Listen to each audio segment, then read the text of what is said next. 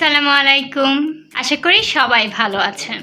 আজকে আমরা পাউরুটি দিয়ে খুবই কম উপকরণে খুবই মজাদার একটি নাস্তা তৈরি করব। এটি কম বেশি সবারই ঘরে থাকে। পাউরুটিগুলো প্রথমে আমরা তার চারপাশে যে ব্রাউন অংশটা থাকে সেটি ফেলে দিব। এভাবে একে একে সবগুলো পাউরুটির লাল অংশ আমরা ফেলে দেব। আমি এখানে 9 টুকরো পাউরুটি পিস নিয়ে নিয়েছি। সবগুলো পাউরুটির লাল অংশ ফেলে দেওয়ার পরে আমরা 150 গ্রাম পরিমাণ চিকেন নিয়ে নিয়েছি। চিকেনগুলো ঠিক এভাবে ছোট ছোট করে কেটে নিয়েছি।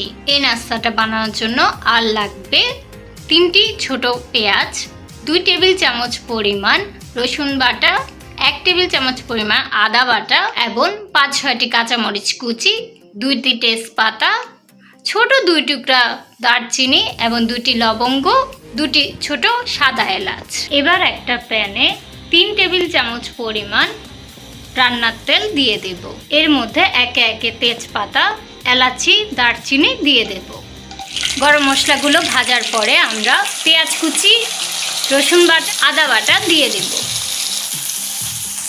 মশলাগুলো একটু ভাজা হয়ে আসলে আমরা 1 চা চামচ পরিমাণ লবণ, 1/2 চা চামচ পরিমাণ হলুদের গুঁড়ো, 1 চা চামচ পরিমাণ লাল মরিচের গুঁড়ো, 1 চা চামচ পরিমাণ জিরা এবং ধনিয়ার গুঁড়ো দিয়ে দিচ্ছি।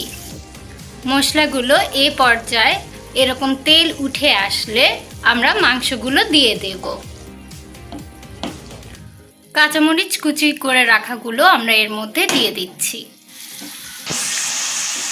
এভাবে অনবরত নাড়তে হবে যাতে নিচে লেগে না যায়। লেগে গেলে কিন্তু স্বাদটা ভালো আসবে না। আমি চুলার আঁচটা মিডিয়ামে রেখে কষিয়ে নিচ্ছি মাংসগুলো। মাংস থেকে এভাবে তেল ছাড়লে আমরা তেজপাতাগুলো যেগুলো দিয়েছি সেগুলো উঠিয়ে নিচ্ছি। এবার এর মধ্যে 3 টেবিল চামচ পরিমাণ উষ্ণ গরম পানি আমরা ব্যবহার করছি মাংসগুলো সিদ্ধ হওয়ার জন্য। মাংসগুলো এরকম মাখা মাখা হয়ে আসলে তাহলে বুঝতে হবে আমাদের পুরটা রেডি। আমরা একটি পাত্রে এগুলো ঢেলে নেব। মাংসের এই পুর থেকে এলাচি এবং দারচিনিগুলো আমি বেছে বেছে ফেলে দিয়েছি।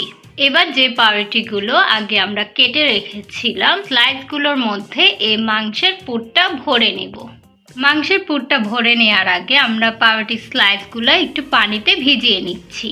পানিটা অবশ্যই খাওয়ার পানি হবে। এবার 1 চা চামচ পরিমাণ এর মধ্যে মাংসের পুর দিয়ে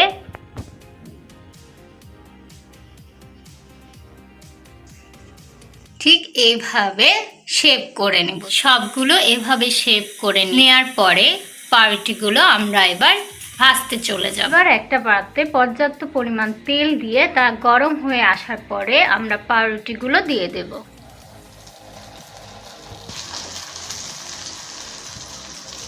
এক পাশ হয়ে আসলে অপর পাশ উল্টে দিতে হবে। এক পাশ লাইট ব্রাউন হয়ে আসলে আমি অপর পাশও লাইট ব্রাউন করে ভালো করে ভেজে নিয়েছি। খুবই কম উপকরণে খুবই মজাদার এই নাস্তাটি বাসায় আপনারা বানিয়ে নিতে পারেন। আজকের মতো বিদায় নিচ্ছি। আল্লাহ হাফেজ। আসসালামু আলাইকুম।